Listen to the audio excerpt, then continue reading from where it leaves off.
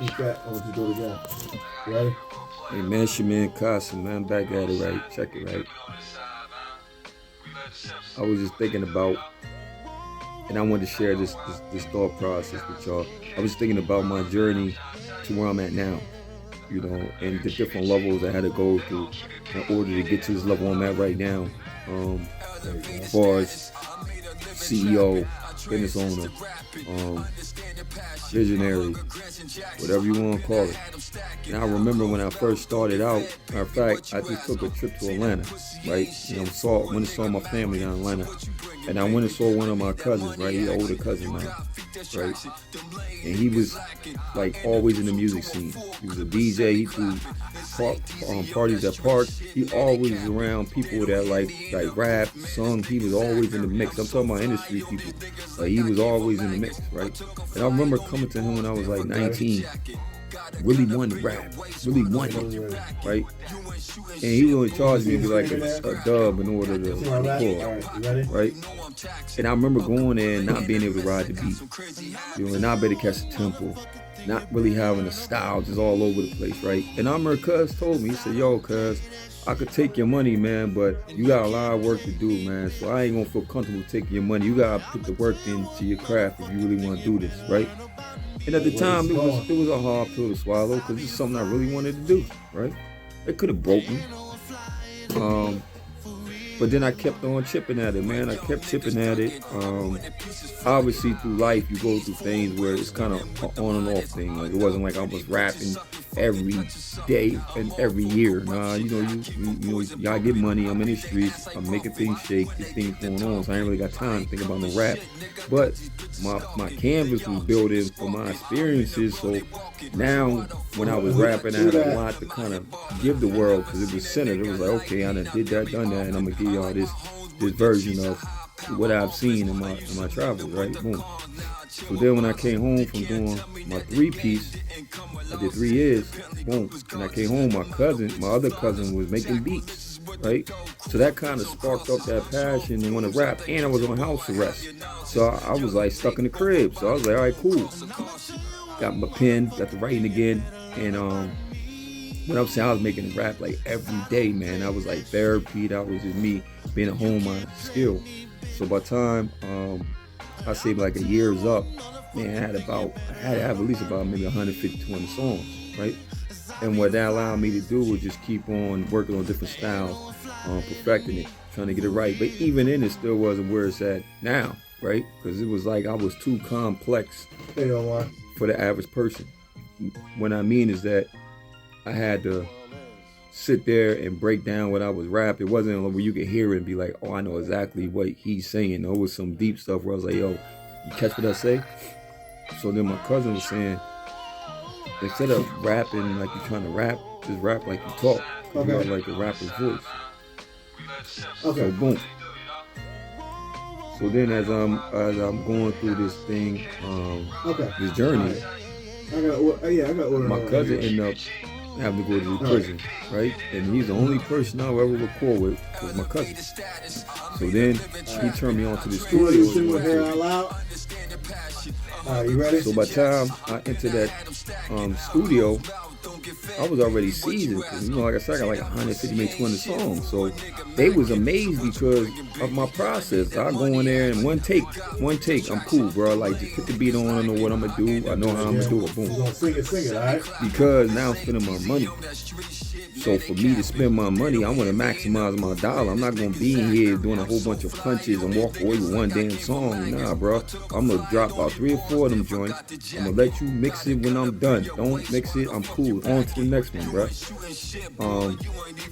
Fast forward, me and Grand Moolah was my manager at the time. We moving forward with this process. So now we go to Atlanta for the first time. Me and him took a Greyhound to Atlanta, 22-hour trip. Boom. And when we get down there, that's when we formulated the thought of R as a label, right?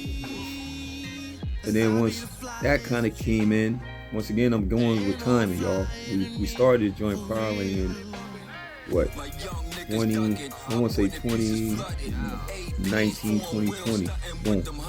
Right before COVID. And then we was like on the verge of trying to go and get a building and all that stuff. And there was a guy that down Florida that has some property up in Delaware, and he wasn't trying to come off the building because of the reputation of the studio. Cool.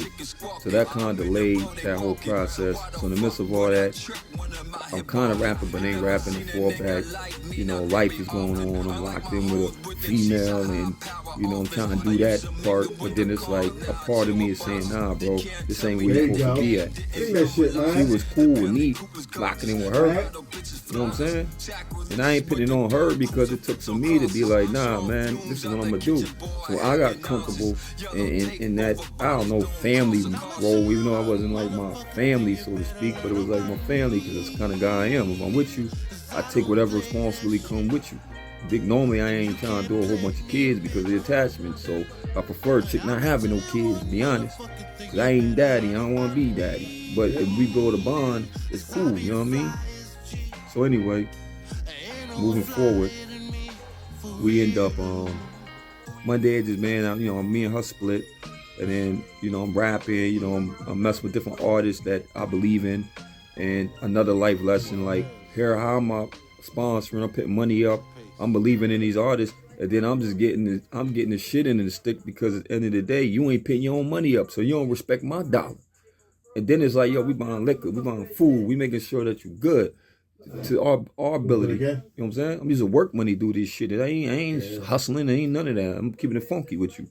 And for a person disrespect your dollar, I say, you know what, say less. Because I believe in myself, and it was always about Casa Diesel, always about Diesel. Well, Diesel going to pay for Diesel. Diesel going to pay for a studio time.